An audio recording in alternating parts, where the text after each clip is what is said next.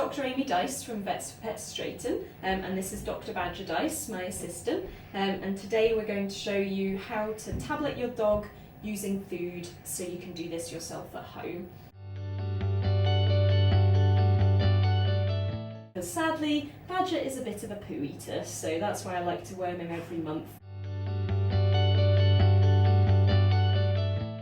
Once you've given your dog a wormer, obviously you might see worms then pass in the poo. They might look like noodle or spaghetti or flat white ribbon. That's normal after they've had a wormer if they had worms in their intestine, because obviously it's just the drug doing its job.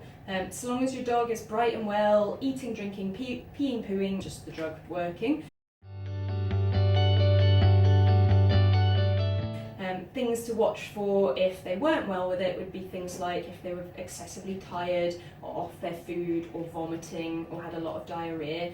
Those are obviously things to be worried about, so then you'd want to call your vet and just make sure everything was fine there.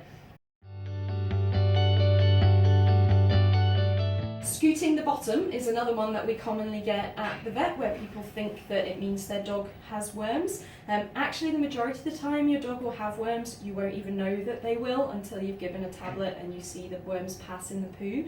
Scooting their bum is actually more a sign that they have a problem with the glands around their back end. And again, your vet or nurse can deal with that for you, so you just give them a call and they'll get you sorted there.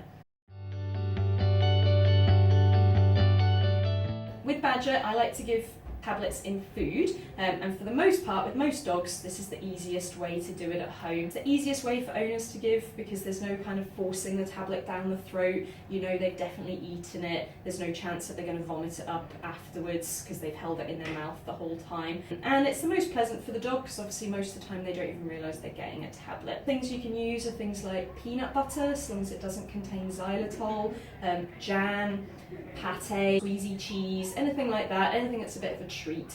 Obviously we're only giving small amounts, so we don't want to give mountains of the stuff and then end up with diarrhea afterwards. And it's got to be a bit of a treat, so ideally something that they don't get on a daily basis.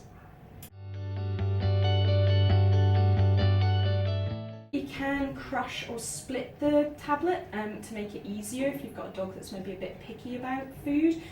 Just make sure you double check with your vet or nurse first, because some medications can't be split or crushed, so you obviously don't want to do that and then cause more harm than good. Some can be crushed and mixed with water and then syringed in, and sometimes that's easier.